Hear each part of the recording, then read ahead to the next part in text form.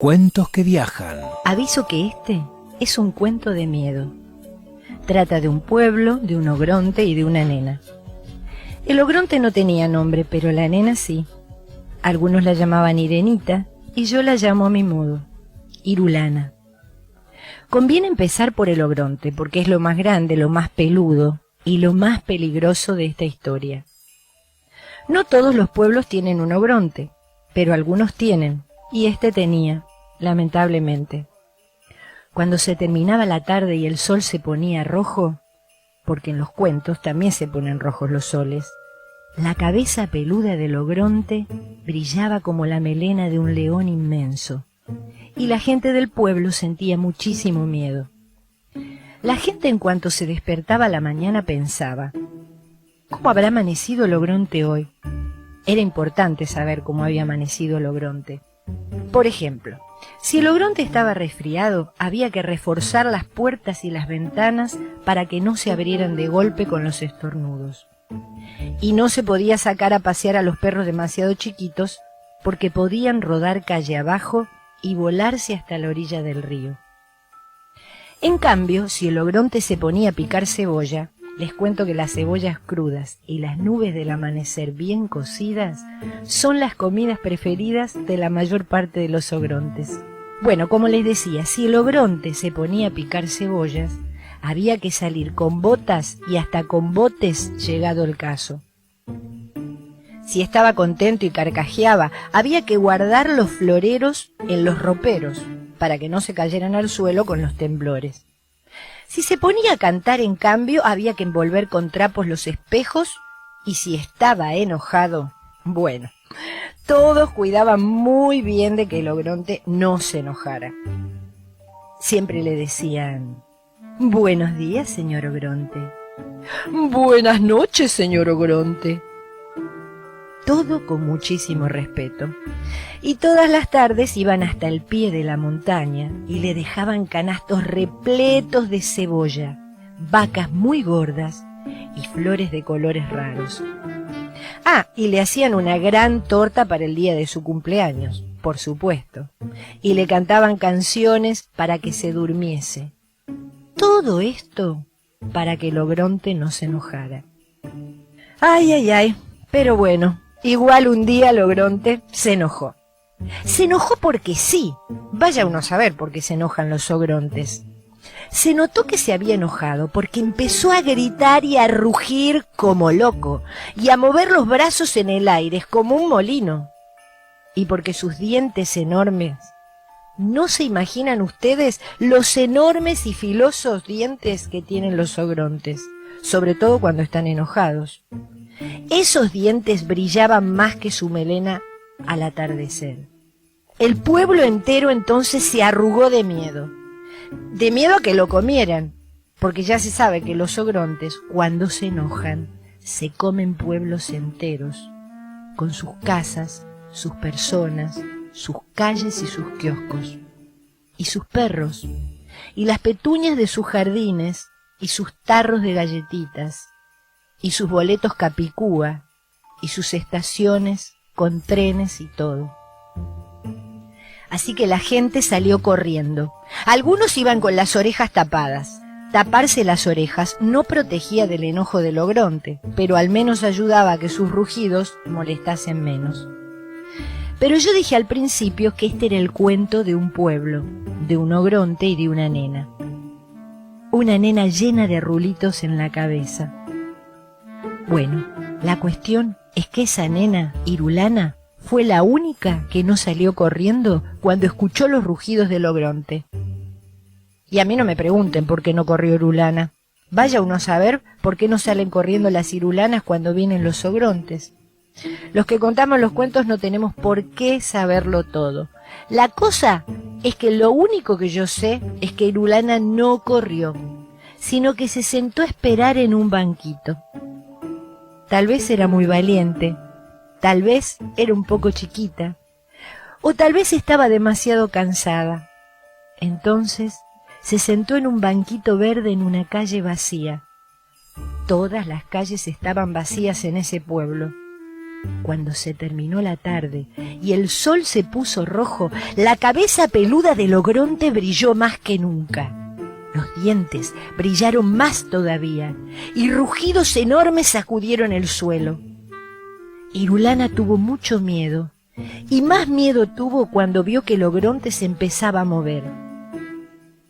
Ahora viene y se come al pueblo, pensó Irulana. Y efectivamente, no se olviden de que yo avisé que este era un cuento de miedo. En cuanto llegó la tarde, el ogronte empezó a comerse el pueblo. Ya sé que esto es terrible, pero ¿qué se le va a hacer? Así son los ogrontes. Empezó por el ferrocarril. Enroscaba las vías en un dedo y después las sorbía como si fueran tallarines. Masticaba las casas como si fueran turrón. Y de tanto en tanto les daba un mordisquito a 2 o 3 árboles que había arrancado de raíz y que llevaba como un manojo de apio en la mano. Fue haciendo arrolladitos con las calles y se las masticó muy despacio. La plaza la dobló en 4, como un panqueque, y se la comió con gusto. Seguramente era dulce. Si alguna petunia se le escapaba de la boca, la empujaba con el dedo hacia adentro. Y comió, y comió, y comió. Se lo comió todo. Tengan en cuenta que los ogrontes son muy grandes y este era un pueblo chico. Bueno, ahora el que se achicó es el cuento, porque empezó con un pueblo, una nena y un ogronte. Y ahora ya no hay pueblo. No hay nada más que una nena y un ogronte. Y nada, pero nada más. Nada de nada, ni un arbolito, ni una petunia, ni un vestidito de muñeca, ni un colador del té, ni una polilla, ni la pelusa de un bolsillo. Nada más que Irulana en su banquito y un ogronte enorme que, aunque ustedes no lo vean, está bostezando. Y está bostezando porque a ese ogronte, siempre que se comió un pueblo entero, le venía el sueño. Pero Irulana no sabe que el ogronte bosteza. Tiene tanto miedo que cerró los ojos.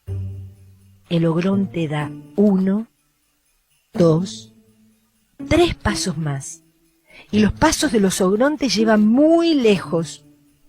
Y justo cuando está por descubrir la Irulana en su banquito, ¡zas!, se queda dormido.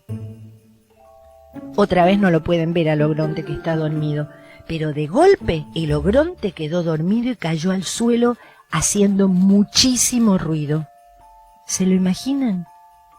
Ahí fue cuando Irulana abrió los ojos y lo vio. Parecía una montaña, pero seguramente era un ogronte porque las montañas no usan botas, mucho menos botas lustrosas ni cinturones de cuero.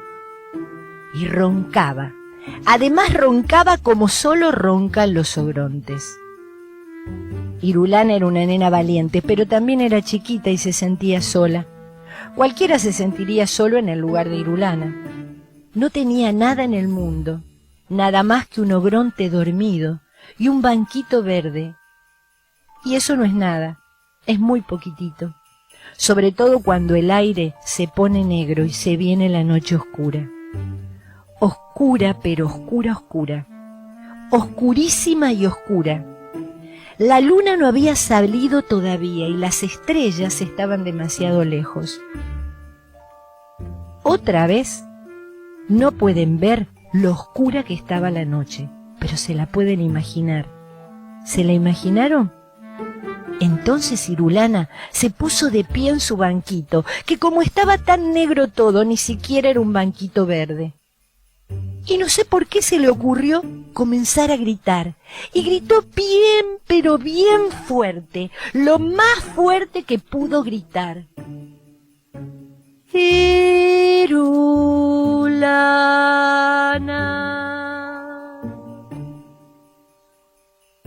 Eso gritó, una sola vez. Y aunque Irulana tenía una voz chiquita, el nombre resonó muy fuerte en el medio del oscuro. Y el nombre creció y creció. La I, por ejemplo, tan flaquita que parecía, se estiró muchísimo. No se quebró, porque era una I muy fuerte, y se convirtió en un hilo largo y fino que se enroscó alrededor del ogronte, de la cabeza del ogronte, de los pies del ogronte, de las manos, de la panza inmensa del ogronte, donde estaba todo el pueblo. Y la rr se quedó sola en el aire rugiendo de rabia, porque las rr rugen muy bien, mejor que nadie. Y la U se hundió en la tierra y cavó un pozo profundo, el más profundo del mundo. Y entonces la rr, que rugía como una mariposa furiosa, hizo rodar al ogronte hasta el fondo de la tierra.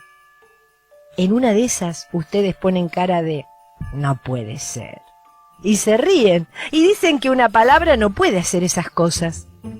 Y yo digo que sí, una palabra puede. Prueben. Prueben si no de decir una palabra importante, una sola en medio de la noche oscura y al lado de un ogronte. La lana de Irulana se hizo un ovillo redondo y voló al cielo para tejer una luna. Hizo bien, porque entre una lana y una luna no hay tanta diferencia. Entonces la noche se iluminó. Imagínensela, ahora está toda iluminada. Ahora sí se puede ver bien lo que pasa en este cuento. Hay un ogronte enterrado en un pozo muy profundo, tan profundo que casi ni se ve que lo ataron como un matambre. Y hay una nena chiquita que mira la luna llena desde arriba de un banquito. Parece que no hubiera nada más, pero si miran bien, allá lejos, en el fondo de esa imaginación, hay un montón de gente que vuelve. Si acercan la oreja al papel, tal vez oigan la música, porque traen guitarras, violines y panderetas. Vienen a fundar un pueblo nuevo. Y este cuento se termina más o menos como empieza. Había una vez un pueblo y una nena. Ogronte, en cambio, no había. Algunos pueblos tienen ogrontes, pero este no tenía. Es un cuento un poco igual y un poco diferente. Eso sí, seguro que no es de miedo. Irulana y el ogronte, de Graciela Montes. Narradora, Griselda Rinaldi. Dirección General de Cultura y Educación, Gobierno de la Provincia de Buenos Aires.